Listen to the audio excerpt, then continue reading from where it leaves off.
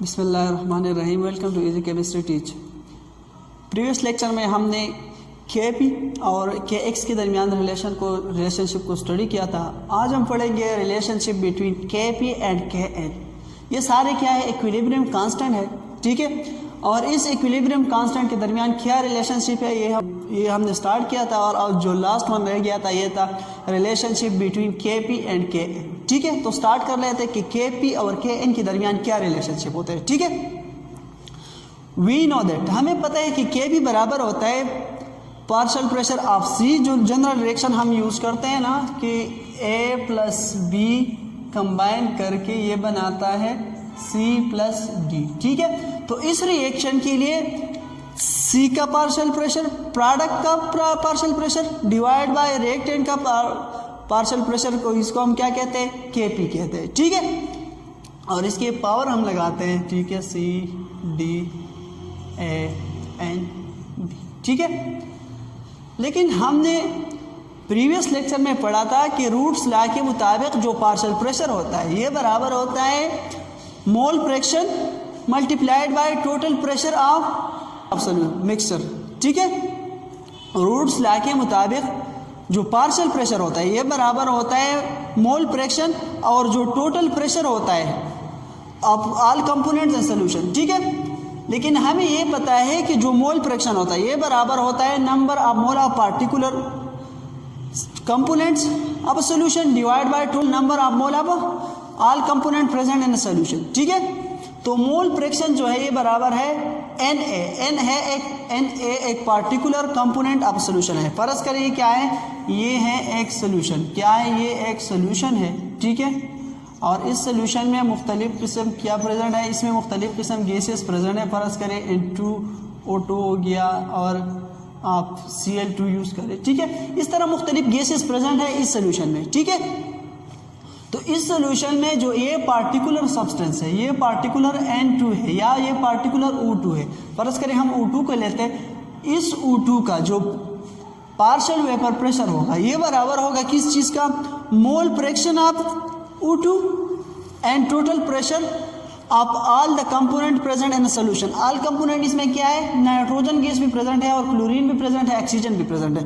जितना ये सारे गैसेस प्रेशर लगाते हैं और इस ऑक्सीजन का मोल फ्रैक्शन क्या है, ठीक है। तो ये बराबर होगा जाएगा किस चीज़ का, पार्शियल वेपर प्रेशर का। लेकिन हमें पता है कि जो मोल फ्रैक्शन होता है, मोल फ्रैक्शन बराबर होता है किस चीज़ का, number of mole of that particular components, जो ये ऑक्सीजन है, ऑक्सीजन का number of mole divide by total number of mole of all component present in solution. और जितने ये सारे जो N2 है, O2 है और CO2 है, इसके जितने नंबर ऑफ मोल हो गए, जब हम ऑक्सीजन का नंबर ऑफ मोल सारे गैसेस के नंबर ऑफ मोल से डिवाइड करेंगे तो इसे क्या निकल आएगा, मोल फ्रैक्शन, ठीक है। तो यहाँ पे हम पार्शियल वेपर प्रेशर है, इसके फार्मूले में जो मोल फ्रैक्शन है उसकी जगह हम क्या लगाएंगे, इसके लिए ये लगाएंगे कि number of mole of particular substance divide by total number of mole present in all component in solution, ठीक है, multiplied by it's total pressure, ठीक है। तो ये बराबर हो जाएगा, पार्शियल वेपर प्रेशर बराबर हो जाएगा एन ए, पार्टिकुलर जो सब्सटेंस है उसका number of mole multiplied by इसका प्रेशर जो ऑल कंपोनेंट प्रेजेंट है सॉल्यूशन में और total number of mole of all the component present in a solution, ठीक है। तो यहाँ पे ये जो पार्शियल प्रेशर है, पार्शियल प्रेशर की जगह पे यहाँ पे हम ये वैल्यू पुट करेंगे, ये वैल्यू पार्शियल प्रेशर का हम क्या पुट करेंगे, इसका वैल्यू पुट करेंगे।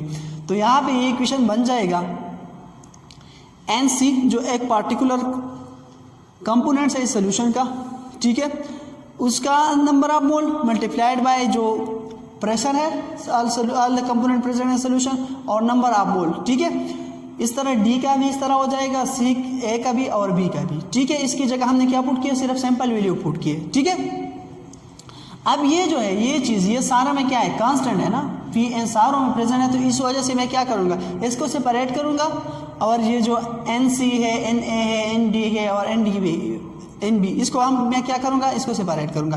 तो ये इक्वेशन बन जाएगा NC ND NA NB multiplied by P N divide by P N. ठीक है, एक पी एन का जो पावर है ये सी प्लस डी है और दूसरे पी एन का पावर क्या है, ये है ए प्लस बी। ठीक है, तो इसके बाद ये क्या हो जाएगा, ये इक्वेशन बन जाएगा आप लोगों के पास N to N D divide by N A और एन बी। ये बराबर होता है किस चीज़ का, ये बराबर होता है के एक्स का। किस चीज़ का, के एन का। किस चीज़ के बराबर होता है, के एन का बराबर होता है। ठीक है, तो यहाँ पे इस सारों की जगह मैं क्या पुट करूँगा, के एन। तो ये आपके पास हो जाएगा, इक्वेशन बन जाएगा के पी इज इक्वल टू के एन एन टू। ये जो पी एन है, पी एन ऊपर भी है नीचे भी है, यहाँ पे पी एन का पावर है ए प्लस बी और ऊपर क्या है सी प्लस डी। तो ये ए प्लस बी को जब मैं ऊपर शिफ्ट करूँगा तो ये बन जाएगा माइनस, नेगेटिव हो जाएगा। किस तरह हो जाएगा, ये आपके पास हो जाएगा पी डिवाइड बाय एन का पावर क्या हो जाएगा, C plus D N to A minus A plus B. ठीक है, ये इक्वेशन बन गया। ठीक है, ये है number of mole of product and number of mole of reactant. ठीक है, कि number of mole of product minus number of mole of reactant. तो इसको मैं क्या किस चीज़ से रिप्रेजेंट कर सकता हूँ, डेल एन से रिप्रेजेंट कर सकता हूँ। तो के पी बन जाएगा आप लोगों के पास K N N to P divide by N और इसका क्या हो जाएगा del N, change in number of mole. Del N किसे कहते हैं, change in number of mole. ठीक है, तो ये था के पी और के एन के दरमियान रिलेशनशिप। ठीक है, उसके बाद हम बात करते हैं कि ये जो के पी है, के सी है और के एक्स है, के पी के सी और के एक्स और के एन, इसके दरमियान सारों के दरमियान क्या रिलेशनशिप होता है। ठीक है, हमें पता है कि जो के पी होता है, के पी बराबर होता है K C N to R T and change in number of mole. ठीक है, ये बराबर होता है K X N to P और number of change in number of mole. ये सारे ये जो भी है के पी, इसके भी बराबर होता है K N N to P over N N to del N.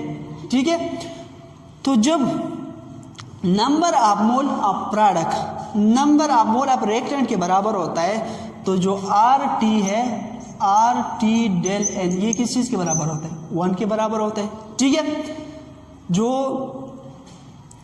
P है, P की जगह हम क्या, P जो होता है ये बराबर होता है, जब 1 नंबर ऑफ मोल क्या होता है 1 होता है, नंबर ऑफ मोल क्या होता है 1 होता है, तो P बराबर होता है, ये बराबर होता है R T divide by V की। ठीक है, और ये जब नंबर ऑफ मोल 1 के बराबर होता है, ये भी ये चीज़ किस चीज़ के बराबर होता है, ये भी 1 के बराबर होता है। तो P किस चीज़ के बराबर हो गया, P जो number of change in number of मोल है प्रोडक्ट और रिएक्टेंट का, ये भी किस चीज़ के बराबर हो जाएगा 1 के। ये आर टी 1 के बराबर हो गया, ये भी 1 के बराबर हो गया। और P ओवर एन जो है ये भी किस चीज़ के बराबर होगी 1 की। P ओवर एन का जो पावर है चेंज इन पावर, ये भी किस चीज़ के, वो 1 के बराबर होगा। जब ये तीनों चीज़ें 1 के बराबर हो जाएगी, और ये कब बराबर होगा, जब number of mole of reactant किस चीज़ के बराबर होगा, प्रोडक्ट की, और जो नंबर ऑफ मोल ये 1 होगा। ठीक है, तो इस सिचुएशन में के पी बराबर हो जाएगा के सी का। ठीक है, ये सारे निगलेक्ट कर दे, और वो बराबर हो जाएगा के एक्स का, और के एक्स किस चीज़ के बराबर हो जाएगा, के एक्स बराबर हो जाएगा के एन। ठीक है, जब नंबर ऑफ मोल क्या होगी, प्रोडक्ट और रिएक्टेंट के नंबर ऑफ मोल सेम होगी, तो इस सिचुएशन में के पी, के एक्स, के एन और के सी, ये सारे की चीज़ ये एक दूसरे की क्या होता है, बराबर होते हैं। ठीक है, तो आई होप ये आपको समझ में आ गया होगा। तो मिलते हैं नेक्स्ट वीडियो में, अल्लाह हाफिज़।